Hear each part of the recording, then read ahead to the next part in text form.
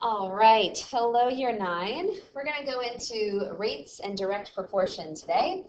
And you're looking at a rate when you're comparing quantities that have different units.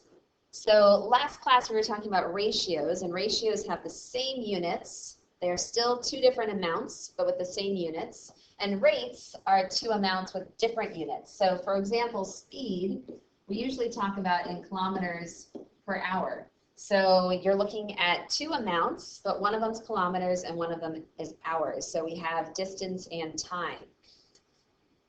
A direct proportion is exactly what a rate is, because if you think about it, if I'm looking at kilometers per hours, however many time that might take up, if I increase my kilometers, so if I increase the distance that I drive, it'll also increase the amount of hours that it takes to drive that distance.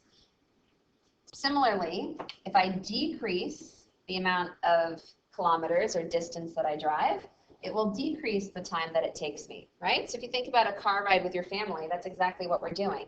We're either increasing both or decreasing both. So as distance increases, so does our time. You all might also remember, either from math class or from your science classes, that your speed of a vehicle is distance divided by time. Okay, so just something to keep in mind. That is a proportion for basically how fast you're actually driving, right? So that's exactly what we're doing here, but we're writing distance with a sideways division and then putting the time next to it. Okay, so really those are the same two things. So let's look at a few examples with this. If Tom traveled 60 kilometers in 1 hour, the way we would want to write that together is 60 kilometers per 1 hour. When you write a rate, we always want our second value to be 1 unit, because that gives us a much better idea of how many kilometers it'll take for just that 1 unit of time. So that is the way that we have completely simplified our rates, and we'll do a few of those together as well.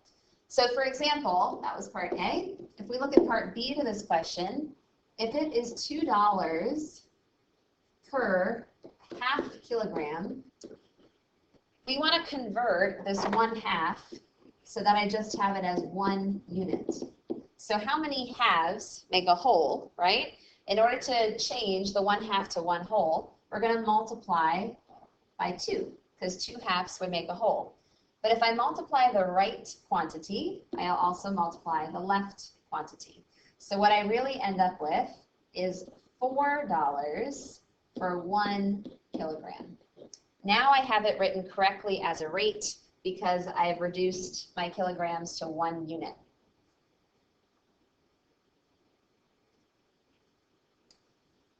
Another example is Rick. Rick drives 1,040 kilometers from Sydney to Melbourne to watch the Sydney Swans play and the Western Bulldogs in the AFL. Very exciting.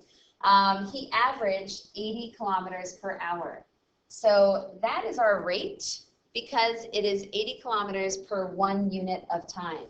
So I'm going to write that down. His rate is 80 kilometers per every 1 hour that he drives. So if he winds up driving 1,040 kilometers, then how many hours would that really be in the car? So what I'm looking for is what I need to multiply by. So what did I multiply by 80 in order to get 1,040? That way I can also multiply my 1 hour by that same number in order to get my total hours. So my hint for you is, if we're not sure, if it's not obvious how much we need to multiply by, you can always work backwards. So you can say, if I ended with 1,040 and I divide that by 80, I should get the number that I need to multiply by. So let's go ahead and try that. So if you do divide this, you're going to wind up with 13. So I hope you guys got the same answer when you tried it.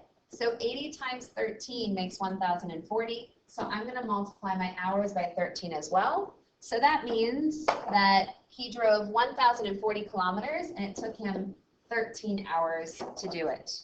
Okay? Put that in blue for our final answer. So 13 hours. So again, we just need to find out what that ratio really is. So 80 to 100 to 1,040, it's 13 times the original. And last but not least, we'll take a look at Hamish today. So Hamish rides his bike at an average speed of 22 kilometers per hour. How far does he ride in these given times? If we look at part A, let's write down speed that we're given. So again, speed is distance divided by time. So we're given Hamish's speed as 22 kilometers per 1 hour. When it just says per hour, that means we're assuming it's per 1 hour. So I want to figure out how many kilometers he actually went in 2.5. I'm going to write that as 2.5 hours. So my job again is to figure out what I need to multiply by. Well, since I'm given 2.5 hours in this question, in order for me to get from 1 to 2.5, I'm going to multiply by 2.5.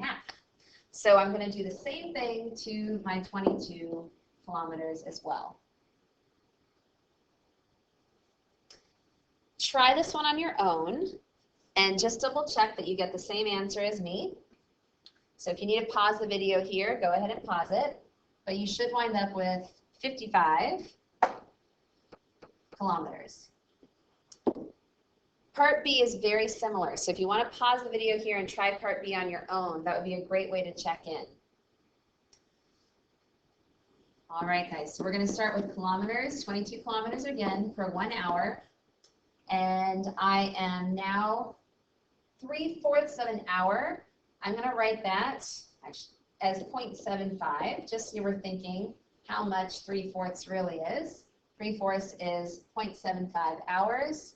And then how many kilometers did that make? Again, since we're going from 1 hour to 0.75, I'm going to multiply by 0.75 to both, because I always want to multiply by the same number for my ratio, okay, in order to keep my rates the same. So if I am going to do this, I'll multiply 22 times 0.75 and we'll get our kilometers.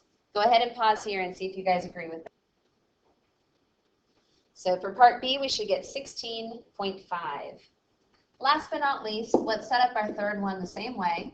So 22 kilometers per 1 hour, and we want to end, he only went 15 minutes. So we need to think, how much is 15 minutes in an hour? I don't want to put 15 here because I'm given minutes. However, I'm told that the speed he's driving at is actually, he's biking at, is actually in hours. So I need to make sure that my units are the same. So 1 hour is 60 minutes. So 15 minutes is really going to be 1/4 of an hour. So I could say 0.25 of an hour, which is really 15 minutes. So just be careful there. You were given minutes, but I need to convert that to hours, okay? So 0.25 hours. Again, I multiply by 0.25, and I always want to multiply by the same values, keep everything proportional. So let's go ahead and try this one on our own as well. And we should get 5.5 kilometers for 1/4 of an hour, which is their 15 minutes. All right, guys, take a moment to look back over your notes. You can always pause anywhere if you need to. Oops, that one got in the way. But always go back and just double check that you actually did everything that you needed to, that you understood it. Try a couple questions maybe from class, okay? And I will see you guys next time.